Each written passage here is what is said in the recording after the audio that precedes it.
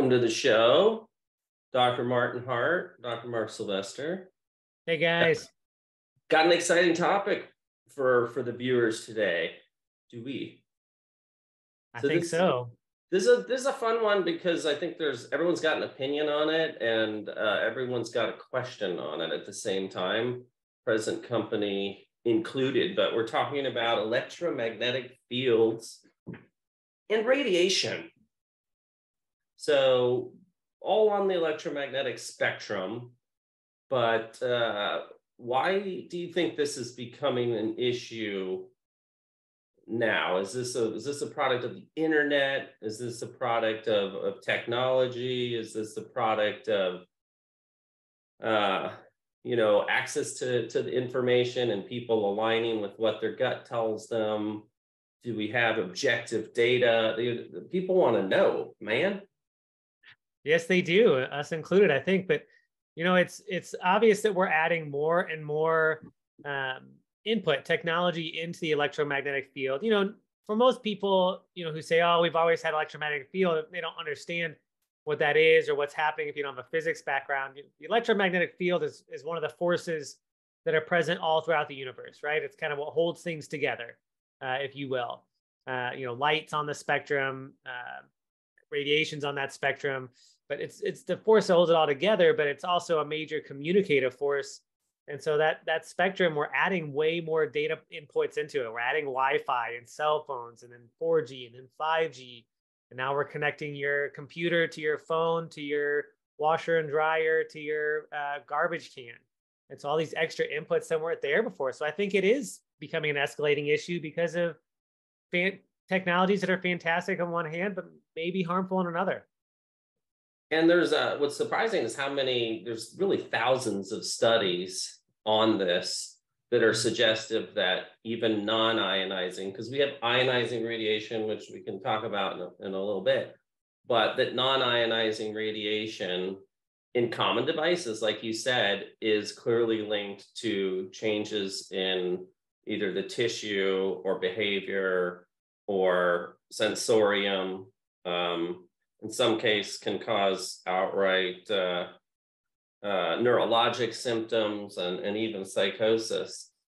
So it's kind of this like growing but dividing literature base between EPA or government type of standards, FCC, people that approve the power and location and exposure limits and all that to the best of their ability, right? Sure. But then there's this other growing body of evidence that's clearly showing the situations. We're treating patients with EMF sensitivity, and unless we understand how it's interacting or how it's potentially interacting, we're gonna just kind of go on faith, right? With what government scientists have told, or industry scientists, right? A lot of the people that are pushing the product are the ones doing. But I mean, I guess I would start with the Earth. We know the Earth has a magnetic field. It's very important. It's inherent within the Earth. It's caused by a lot of complicated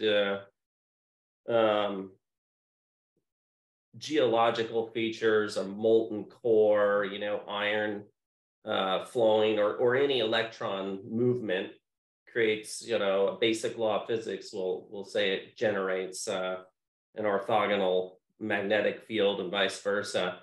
This is kind of old news for physics, but I think it's hard to apply this philosophy to our body being an energetic entity itself, because unless we figured out how to measure something, which interestingly we can measure this on humans, but like we said, auras or chi, there's not those scans yet, so they're not recognized by classic Western medicine.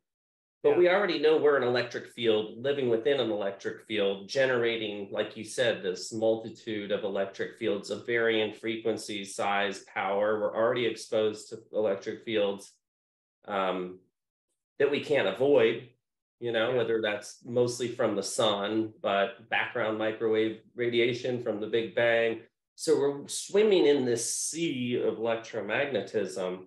Why do you think it is now people are attributing health complaints to this growing soup of electromagnetic energy? I think there's probably a couple of reasons. One reason I would say, we were designed, or we evolved, or however you want to put it, to be in those other fields, right? Or at least we had a long time to adapt to it, right? Not decades, not centuries, but at least millennia to adapt to those fields that are there. So that's one aspect. And then instead, we're adding a new technology probably literally every month, a new source of electromagnetic fields from a technology standpoint. And so our systems, our bodies haven't had time to adapt. And on that same thinking, on that same line of logic and rationale, is that those are functioning in entirety. When we're thinking of a way of just kind of what's happening via nature, the Big Bang, and then the way the sun is moving, and that's having a conglomerate effect that's affecting the species and the planet and the universe kind of in its entirety. It's creating a whole field shift, and so that's taken into account. When we're designing a new cell phone, there is zero of that taken into account. That's a secondary thought. The first thought is this going to do what I want it to do? And is this going to make money for the company? And the third thought maybe later is, is this potentially going to have health effects? Let's figure that out. And if it might, let's figure out how to mitigate that or hush it so that it's not so bad. Versus, when the sun changes, everything has to change with that. We're not asking those questions when we introduce a new type of cell phone signal, right? 5G tower. We're not asking those questions till later, how that impacts. And then the second aspect on that front is what's different between the Earth's field, like the Schumann's resonance, and our Wi-Fi signal. Well, the Earth's resonance is non-polarizing. Okay, it doesn't have that same polarization effect, whereas the 5G signal or the Wi-Fi signal is polarizing. So the biological effect that it has on the body is very different, vastly different. Yeah, because like the Earth has a source and a sink, whereas like a cell tower is just emitting and looking for a sink, and that can certainly be us. Yes. It makes how is that any different than like what Tesla did, where he was passing high voltage with little to no effect on his physiology, at least by the measurements of the time. I mean, I think a lot of people are say, hey, show me the evidence. And I remind people of the ionizing radiation days, and that was not that long ago. And these are the smartest minds on the planet. Einstein didn't think the bomb would work.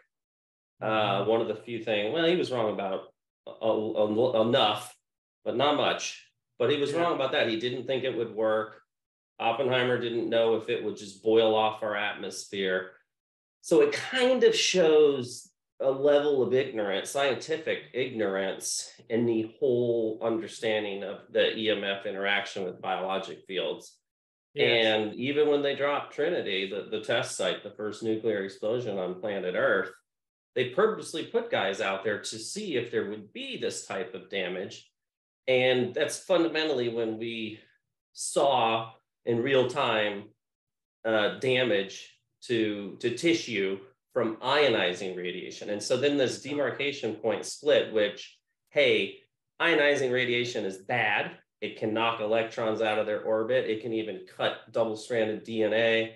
And depending on how close you are, and like we were talking before the show, the function of the distance from the origin is inversely proportional to the damage, sort of the energy that's delivered.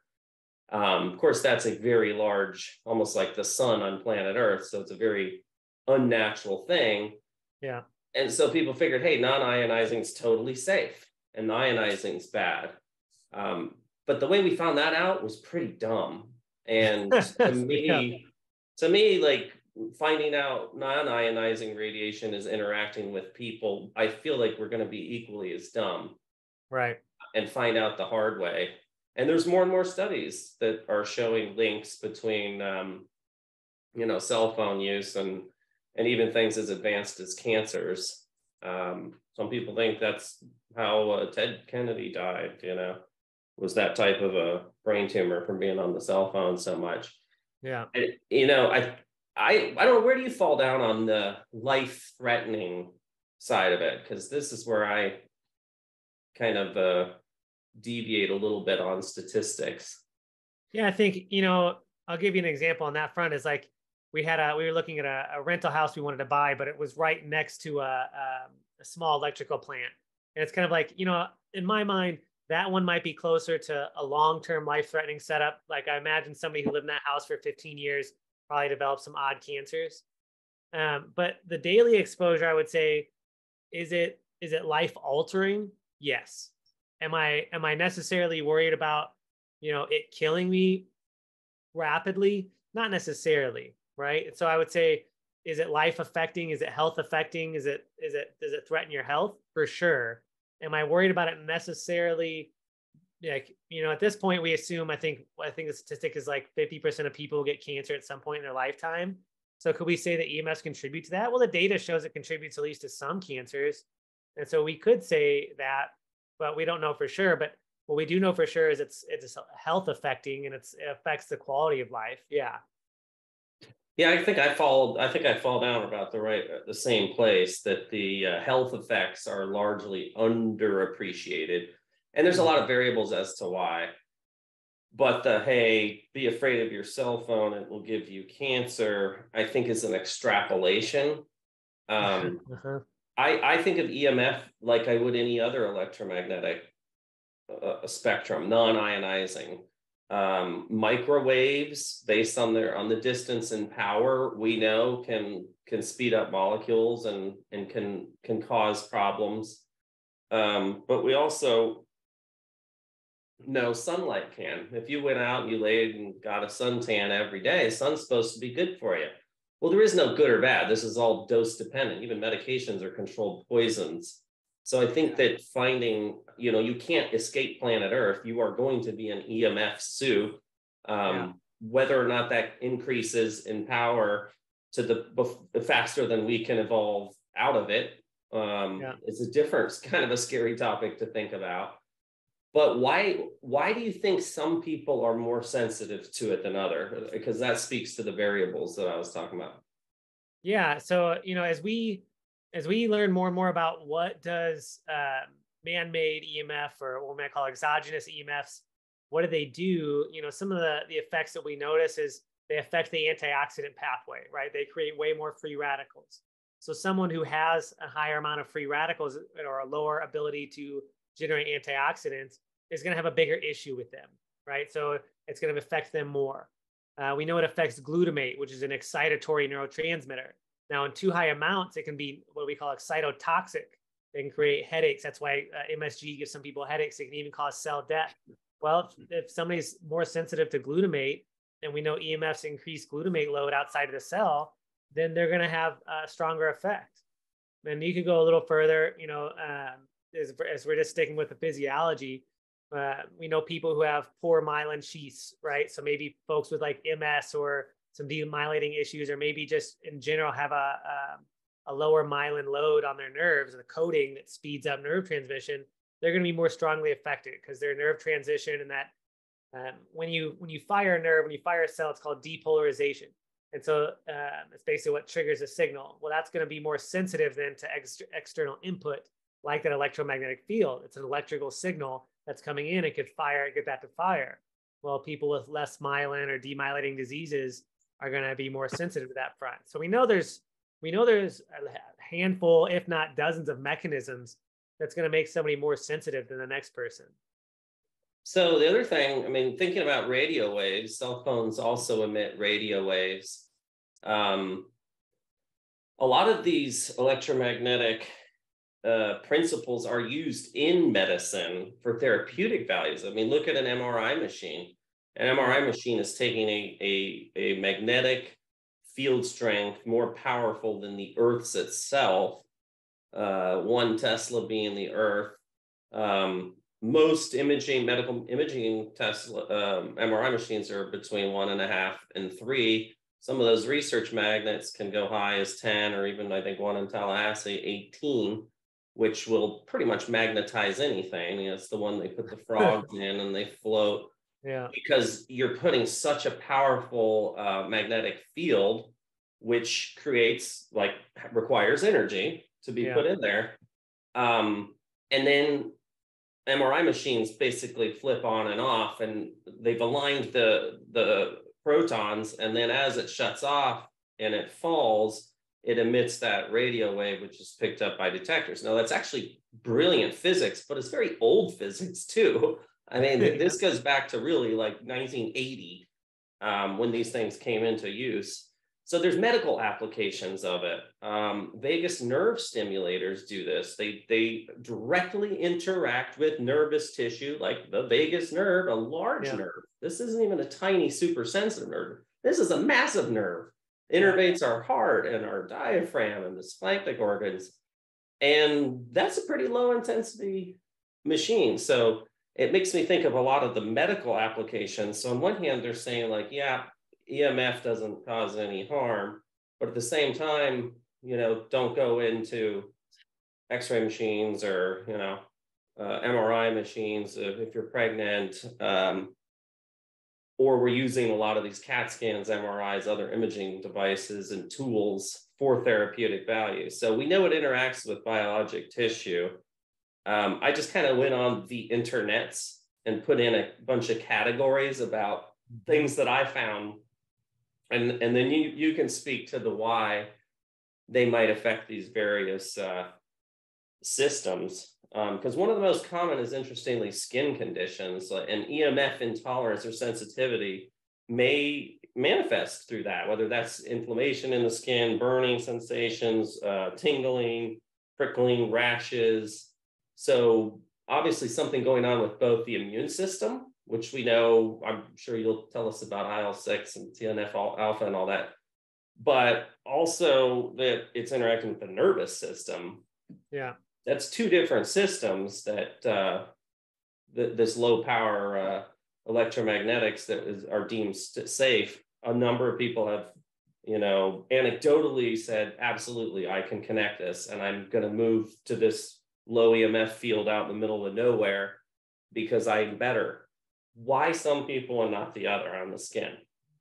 Yeah. So the skin's the same idea. It's a barrier, really creating at some level like basically like a electrical field, which is what we can measure actually to create that barrier front. And so when we disrupt that, so for certain individuals, when we apply an EMF field, like being in a corporate building, for instance, too often, that field is constantly getting a signal that's different now. To someone who's sensitive, that skin field, that's going to be a constant assault. It's a constant inflammatory assault. And so the body's going to react, which is a rash.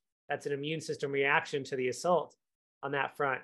So we have to look at, you kind of discussed it a little bit. You have to look at what someone's immune system like sensitivity wise. Are they more prone to being maybe Th2 dominant with T helper cell 2 dominant, which is going to create more rashes and more irritation, inflammation?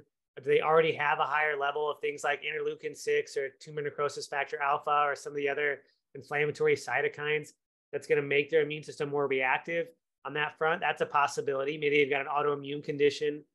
We do know there's some genetics that are prone to make people more electro-hypersensitive. They're starting to identify those. There's 3 or 4. Bob Miller's a good researcher who identifies some of those on that fact. And it's still, most of the time, especially when it's coming to something like the skin, is coming back to that antioxidant pathways. So is that field completely breaking down?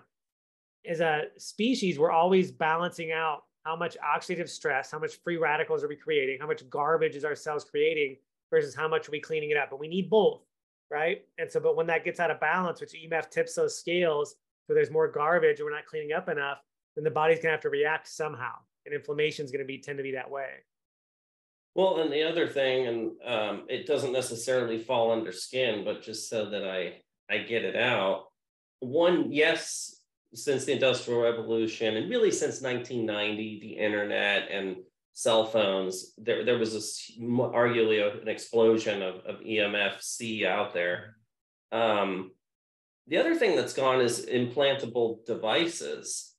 So there's a lot of equipment in people, whether that's the amalgams in your teeth or a penis pump or a coil in your heart or a pacemaker probe and an AICD, maybe a metallic shoulder.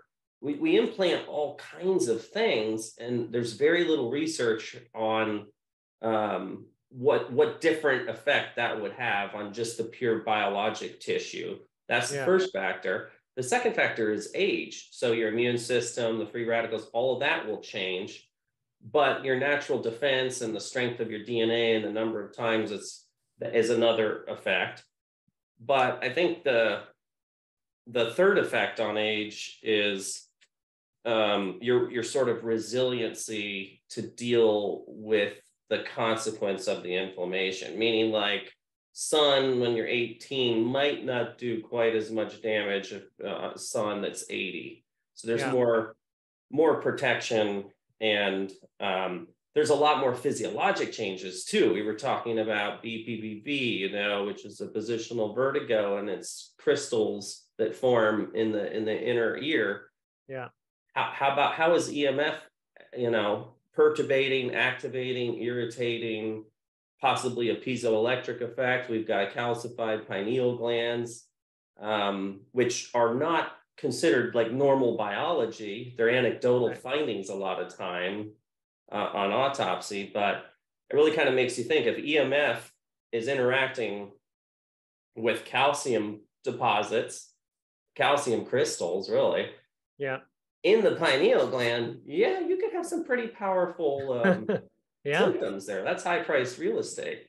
Yeah, well, even, to your point, if you got somebody who's got higher arterial plaquing or potential calcium deposits in the brain, things like that, as we age, which is always going to go up, then it's going to be a stronger factor for someone who has more, or maybe someone who's, their calcium score is really high, whether they're 35 or 45 or 55, if yours is high, it's going to have a stronger factor on that front. And what's interesting, a lot of people don't think about is one of the major treatments nowadays for gallstones and kidney stones, which a lot of them are calcium stones, is they use ultrasound. They're using a vibration, a wave to clean that up.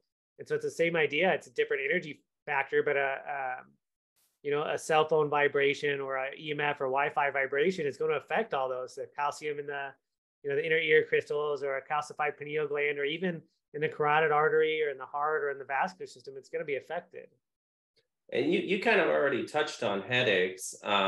Headaches, I think, are probably one of the most common complaints that I hear. And I think, for good providers and bad, it's a very general symptom that so many things can cause. But the people who have definitively connected that, and you kind of already mentioned the inflammation in the brain being caused by EMF potentially, could be the cause of changes in blood flow and migraines and things like that. But there have been studies that have correlated the frequency and intensity of headaches to EMF exposure, which are quite compelling. They're pretty strong, and even they're doing QEEG scans now with people with EMF exposure, especially close exposure, like a video game unit or a cell phone, and the changes in brain waves, which is could be so we've got the neuroinflammation potential, we've got the excitotoxicity potential with glutamate, and then the antioxidant cascade that happens in the brain, but also the brainwave changes that go in. So people go into an agitated brain state when they're in an EMF field, so their beta waves go up, and so it's difficult, and they get really high up, which what happens is we think of the brainwave fields. If you go from like delta, which is sleeping, and theta, which is maybe relaxed or meditative, alpha is real calm, beta is kind of talking to high beta, which is agitated, and then gamma, we kind of switch into like this hyper conscious state or this really productive state. But what happens a lot of times is like cell phones or anxiety is we ramp up beta way up to the edge of gamma and we never get there. And so we're in this agitated state that never completes. It's like speed walking 1,000,000 miles a second, but never jogging. And so for sure, you can end up with a headache at that point, especially when you're in that state. You're going to start to deplete resources. You're going to deplete the building blocks for neurotransmitters. You're going to deplete the nutrients your nerves need to fire. And as you deplete that, but the brain is still stuck in this brainwave status, it's going to hurt. You're going to start to get headaches. Well, and to your point about ultrasound and like gallstones, and there's a lot of mystery and controversy about acoustic weapons, but the Havana syndrome is always kind of interesting because that could be acoustic energy and similar to ultrasound and its ability to interact. And most people say, oh, well, sound can't hurt you. Sound absolutely can kill you. I think they proved that after the most recent Starship launch. It can tear giant, metal creatures apart. It can certainly disrupt our really sensitive inner ear and stuff like that. But it also could have been potentially an EMF type of directed weapon. Because another theory is microwaves. If you direct and target microwaves of sufficient intensity, you absolutely interrupt. You could in theory cook someone from afar, just like a space laser or giant magnifying glass, like the solar farm. We had a big solar farm down here that was just cooking everything that came into the area. So that the headaches are a very common one. If you have any predispositions, like whether that's metabolic, whether that's anatomic, exposures, a lot of people don't know that the strength of the EMF field is constantly changing on your phone based on what it's requesting.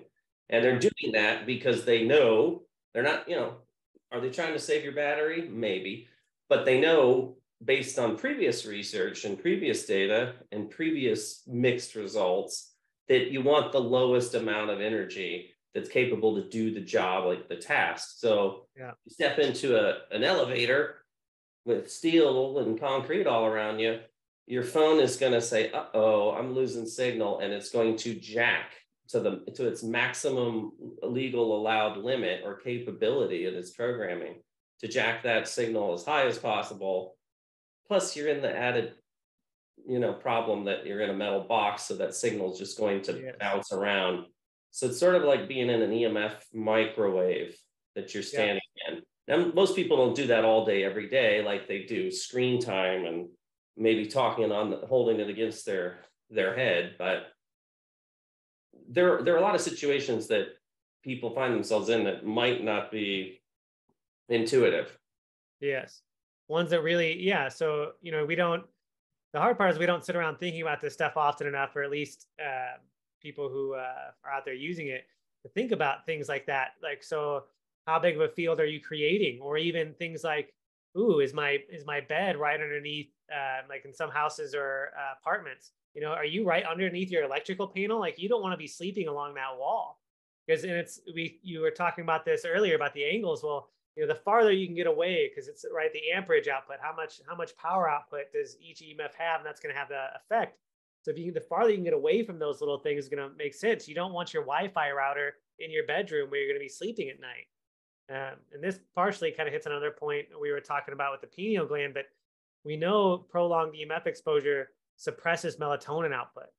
And so it suppresses the pineal gland, and we have that research as well now that shows that. So the farther away, really what I tell my patients is you got to turn that Wi-Fi off at night as best you can. At least at some point have a timer turn it off, because it's going to suppress that field, that melatonin suppression.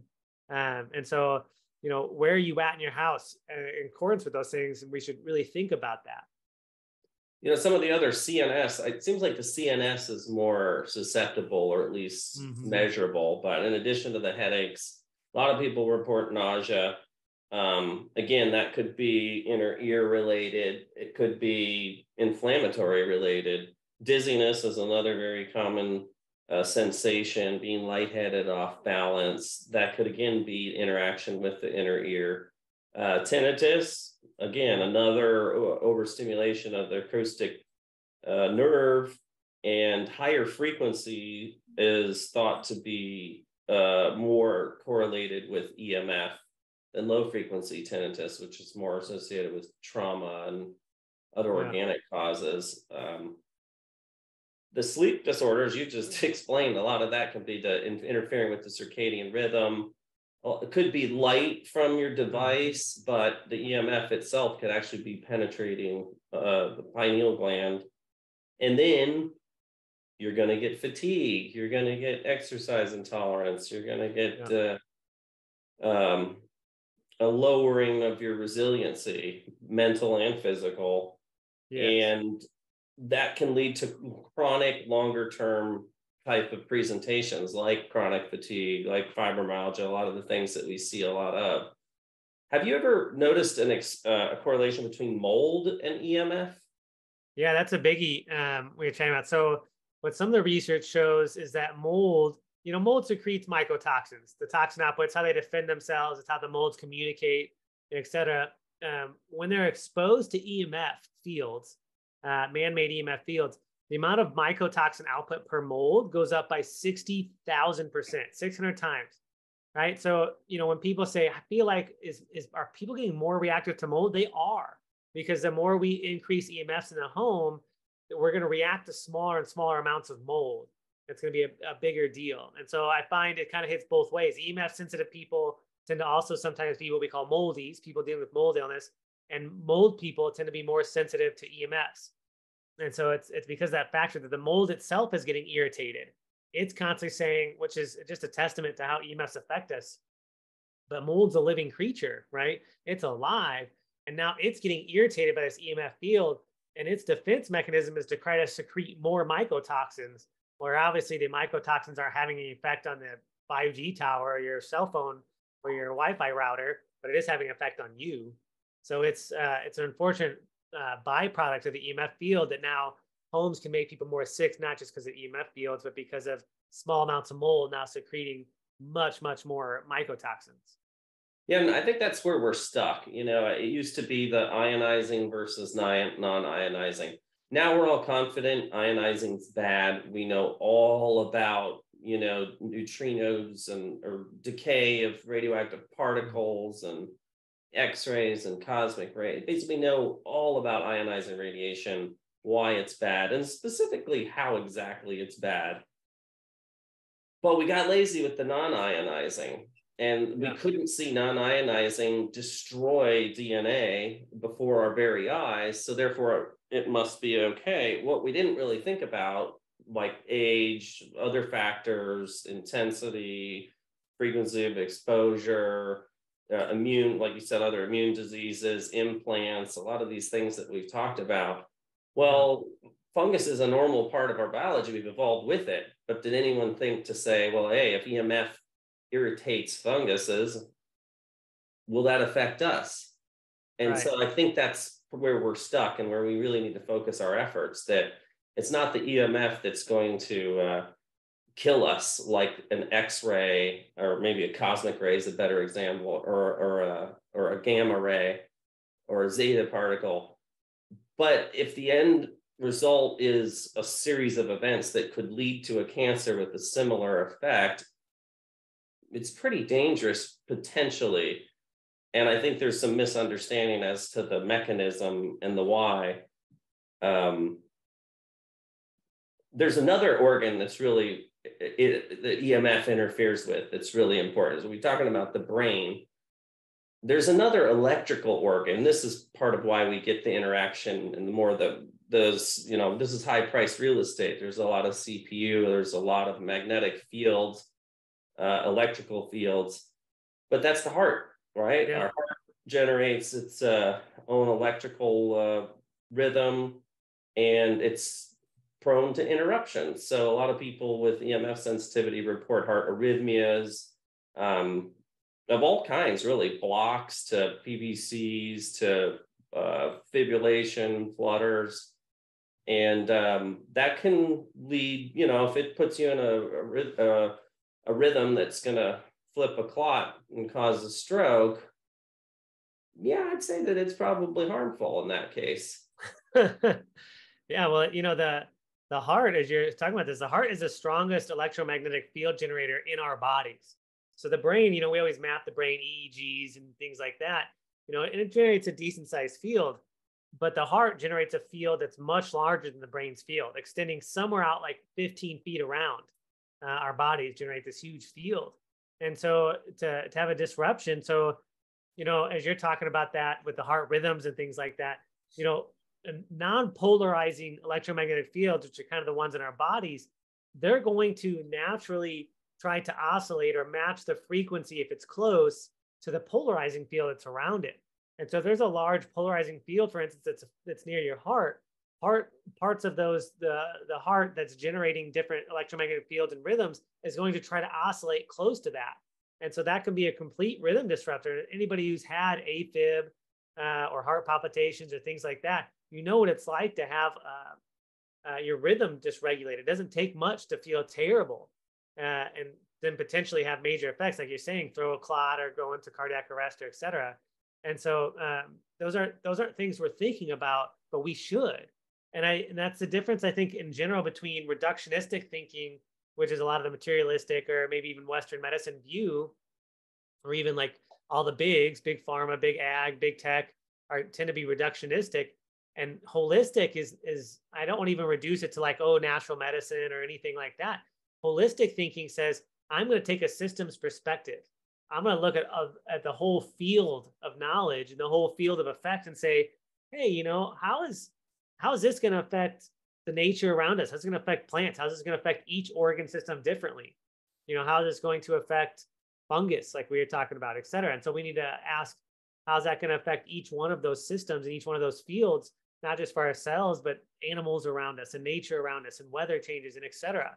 Do we know that, or have we even stopped to think about that? Or have we even stopped to think about adequate ways to measure it? Just because we can't see it quickly on our current devices, have we thought, is there potentially a different way to measure it? And I think a lot of times, the experts, or especially when they're, there is a major medical podcast that's really popular. I won't say his name. He's really popular. And he had on some people from some technology firms, and he was asking them, kind of leading them into some questions about the safety of Bluetooth and EMF. And the guy manufactures it, and he's like, no, it's fine. You've got a vested interest, and have you even thought to look? So you let somebody tell you, we measured it this way and it was fine. Did you ask if there's more ways to measure, right? Is there more ways to look at it and make sure it truly is fine? Maybe it is, but have you looked? Have you asked the question? And if you haven't, we've got to question your philosophy at that point. We got to question your mental models of thinking.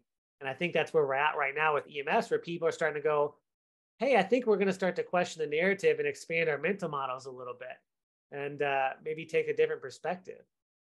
Yeah, and some of it's like, it's hard to posit a study.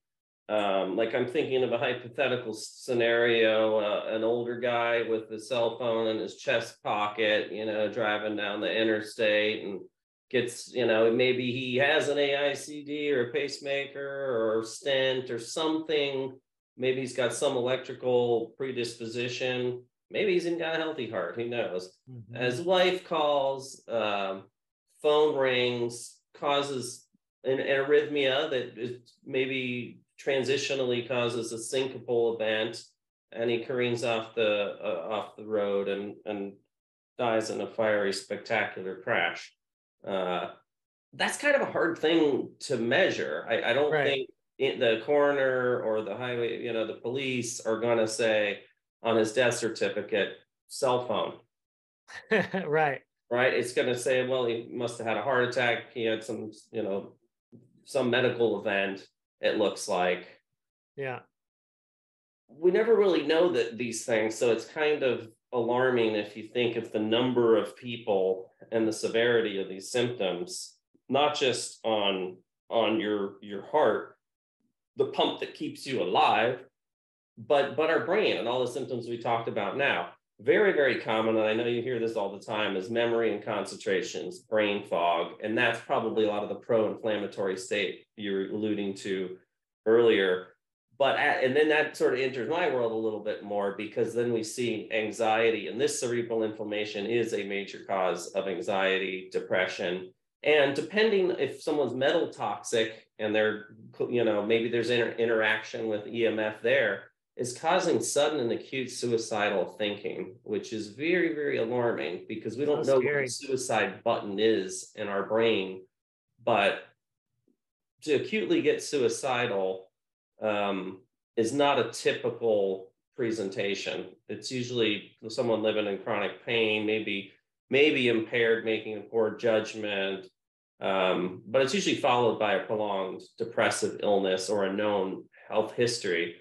And we're seeing people that, young people that suddenly are getting very, very depressed, and no one is even considering, like you said, living near. We'd worry if we lived near a nuclear power plant, but we don't really worry about living near an electrical plant, or we definitely don't really worry much being near all these new 5G towers that are banging out power a lot higher than their predecessors.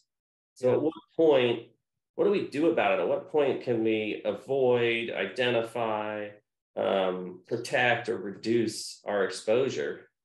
Yeah, I would say, the first key as we talk about reduction or risk reduction is to say everyone is affected by EMF. It's just to what degree, right? So we know we can't help but have some health effect on us because it's having a biological effect.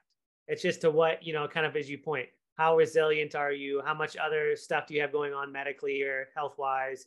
What's your age, et cetera? What's your other predispositions that's going to create sensitivity? But we know to some degree, it's kind of like drinking alcohol, right? So it's always a poison, but some people are going to have different tolerances for it. And so it's the same with EMF fields in general. So we need to keep that in common because, you get a lot of spouses, well, I don't seem to be affected. Well, I hear you, but you just don't know it yet, or it's just too small at the moment for you, but everyone is affected. So we do want to reduce harm on everyone. So I would say number one, easiest one I have patients do, two things at night. Number one, don't sleep with your phone. Okay. And then number two, turn your Wi-Fi off at night. Those are big, easy ones. What about wireless earbuds, wired earbuds? The fact even in the manual, it says don't hold the phone up against, skin contact. Do you tell them airplane mode, totally turn it off, set the timers, don't use them?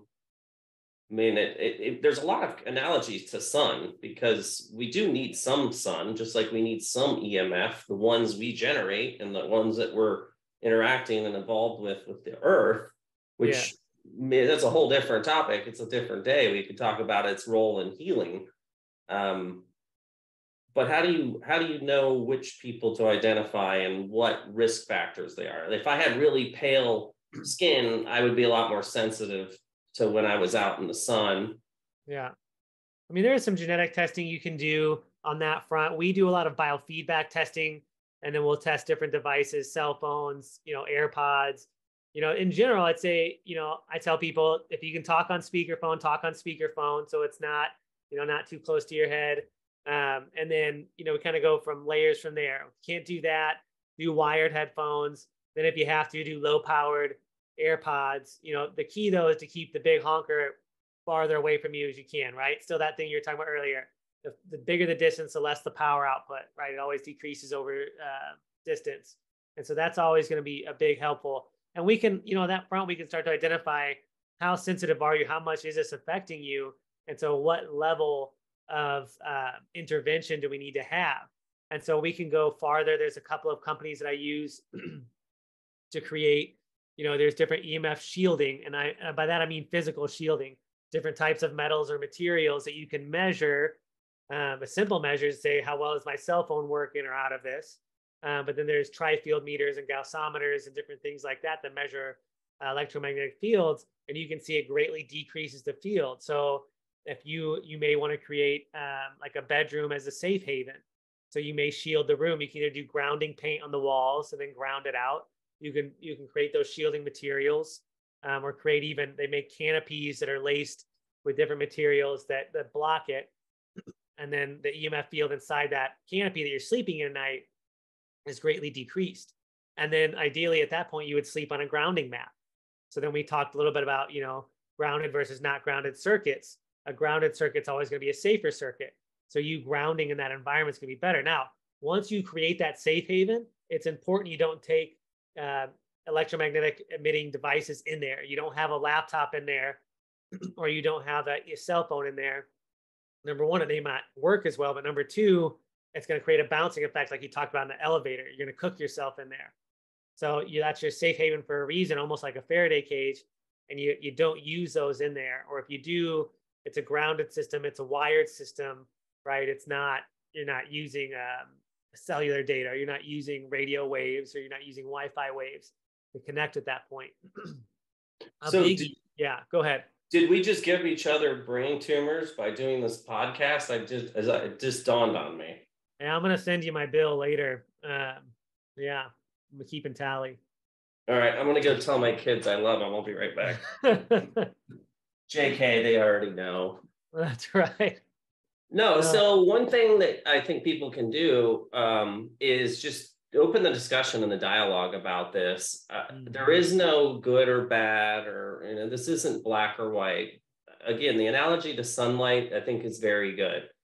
Yeah. That we're gonna always be exposed to a little sunlight, just like we're always exposed to some EMF, but an unusual amount, too much sunlight, too much EMF under the right conditions can cause disease, and very serious, and situations that I would include to be death. However, that being said, I don't think you need to wrap yourself up in tinfoil and try to avoid the earth. I wish we could create a dialogue in our country where it was just like anything else, like where dermatologists say, hey, you should wear your sunscreen because we know too much sun gives you cancer. Hey, we know, you're going to use EMF and you're living in a world with EMF, but be aware of your exposure tolerances. And, we have a simple EMF meter. And I told you before the show, I was really surprised when I went around my house, saw where power came in, where I would expect it to be high. It might not be. Where I expect it to be low, it might not be. Pool pump outside of my daughter's window, where she sleeps at night. I don't run the pool pump at night. Little things like that, just being aware of it and not superstitious or scared, can really change your behavior. And it's surprising when you realize what power is emitted in your home environment, in your daily environment. And if you're living near a power plant and it's measurable, consider moving. Yes, that's a biggie. I would say, I think what you're saying there is a big core cliche phrase that I like to use, though, is what you measure, you manage. And so, maybe the key for a lot of people, like you said, is awareness, talking about it, but get a simple meter. Tri-field meter is the one I like to recommend, and start measuring what are you dealing with. Measure that. Maybe measure if your outlets are grounded. I had a good case study, a good patient of mine. She was actually a big mold case to start with, but she was still having these major migraines when, like, for instance, cooking. She could only cook about 5 minutes at a time. We have to sit down, 5 minutes time, sit down.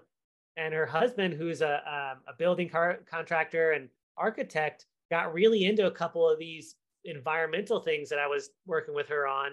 And so I found she was EMF sensitive. So we started measuring the house. Well, the two outlets in the kitchen that were closest to where she chopped veggies were ungrounded. Yeah. And so she's short, and those ungrounded outlets, this is what you're talking about earlier, saying ungrounded circuits create bigger fields. They basically were creating this dual field that went right at head level for her. The moment he grounded those, she could cook all night long. Yeah. And there are tons of people who've had similar experiences and try to give their anecdotal experience, but it's just, we're not quite yet into the cultural milieu. We're too worried about bigger issues lately. But this is something you can control. It's something you can be aware of, especially in vulnerable populations, especially in women of childbearing age, especially in kids, and the elderly, or any implantables, until we know more. I think that's smart and safe, and we'll discover which variables are the worst. It may turn out that having a heart stent is pretty innocuous as compared to an artificial valve, or having a calcified pineal gland isn't as bad as an amalgam. Although I saw a really interesting study clearly showing how 5G accelerated the natural sublimation matter change that all amalgams undergo in the course of their life. And that increases inflammation, and then you see the whole series of events playing out. So this is a great topic. I'm glad I thought of it. I know, right? You're so intelligent. You came up with it. I can't. And I can try to steal your thunder, but yeah. I got plenty. Don't worry. Well, I hear you're having a great weekend. So safe travels, my friend. Thank you, as always, for the content and the education. I hope our viewers, your parents and mine, have found this as entertaining as I think did. they do. Yeah, they really enjoy listening to us. Mark, I really appreciate you. Listeners, guys out there, I really appreciate you guys. All right. Well, we'll see you next time right here in the Cyberland. Until then. Be well. Yeah, that's what I'm talking about.